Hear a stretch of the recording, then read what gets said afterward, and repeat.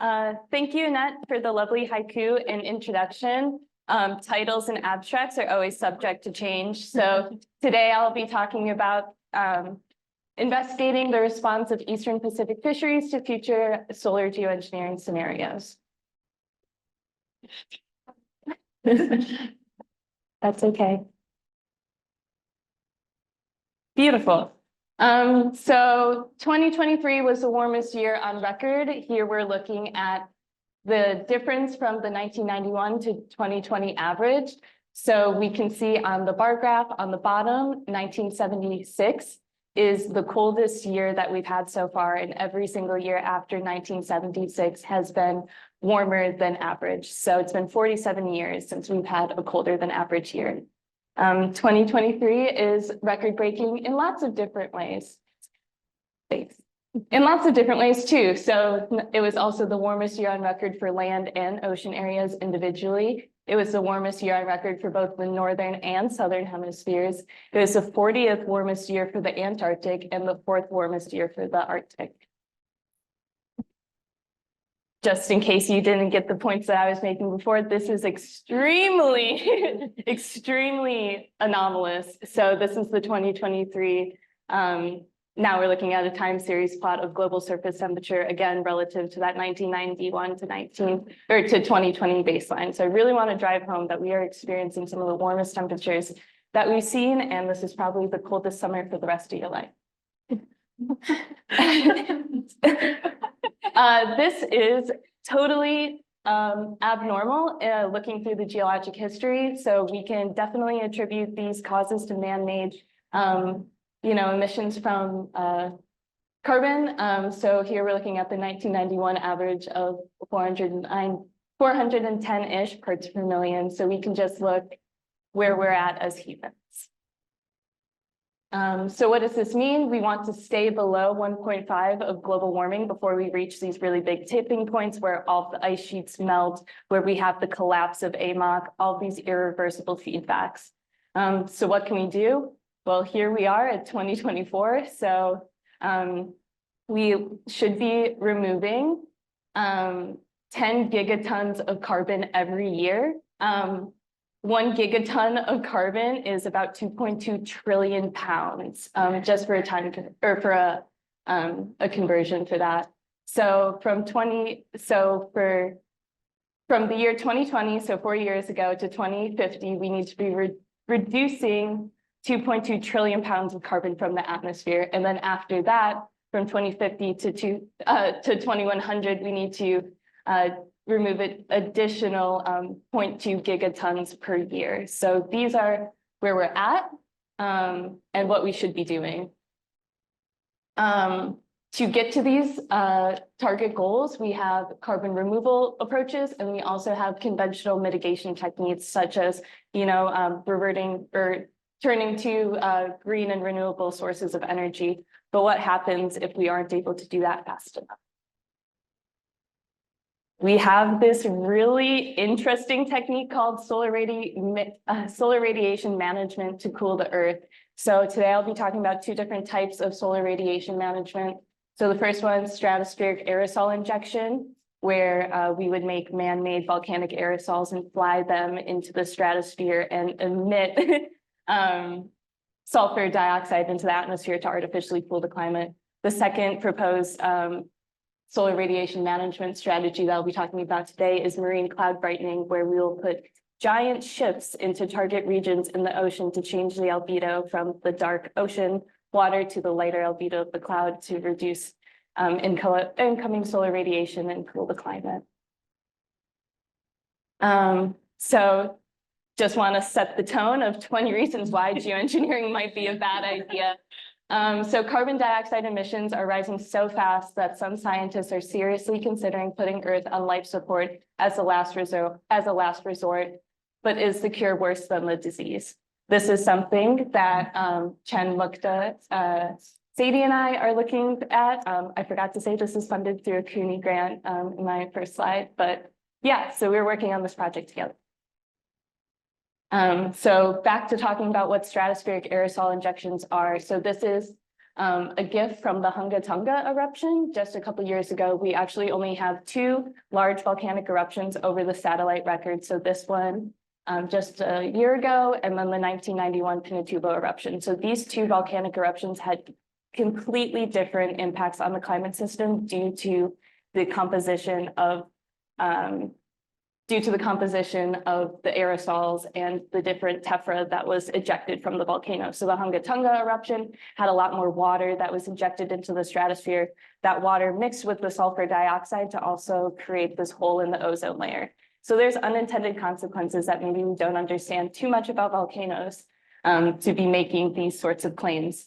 So how would we get sulfur into the stratosphere? So there's like 2 different ways. We could do deployments by balloons, where balloons would go and release sulfur into the atmosphere, or deployment by planes. So planes would run on dirty, high sulfur fuel at cruising altitudes that could add sulfur dioxide into the stratosphere.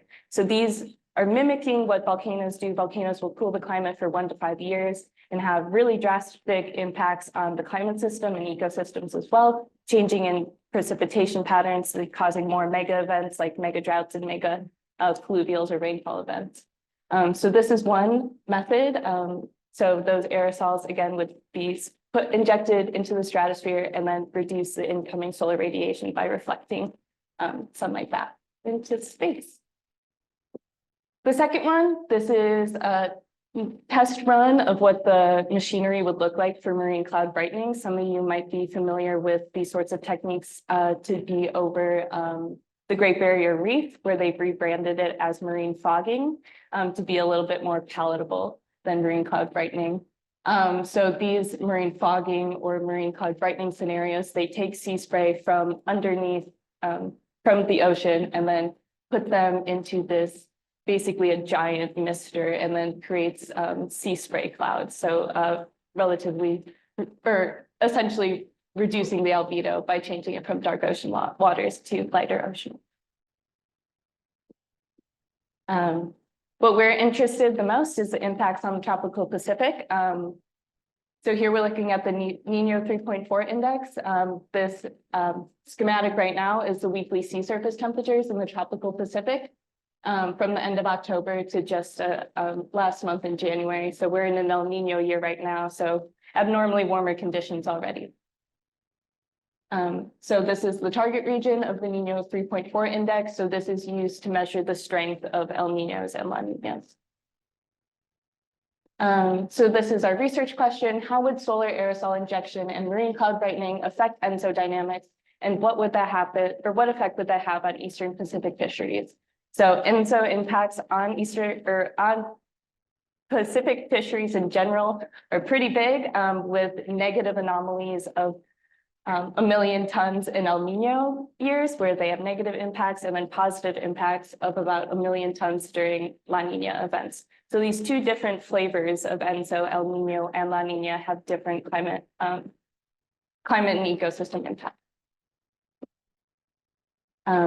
Here's again another schematic just showing how really warm it is. So this is from December to January. So I've been talking a lot about the ocean surface temperature, but also the second part about ENSO is the thermocline or the temperature range in the Eastern Pacific caused by this upwelling. So right now we're looking at the pattern of an El Nino. So we're seeing these warmer temperatures driven by this suppressed upwelling.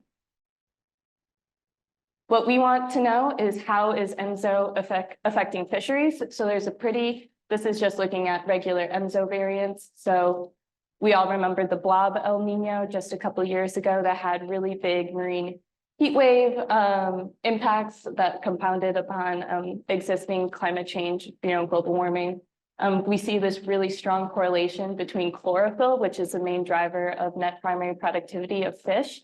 So we see during El Nino events, drops in chlorophyll, and during La Nina events, we see increases in amounts of chlorophyll. So these 2 factors, sea surface temperature and chlorophyll, are used to drive used to model how species will respond to climate change. So I'm going to be showing some work from Chen. So here we're looking at 3 or 4 different scenarios. So we're looking at global warming in 2 different atmospheric models.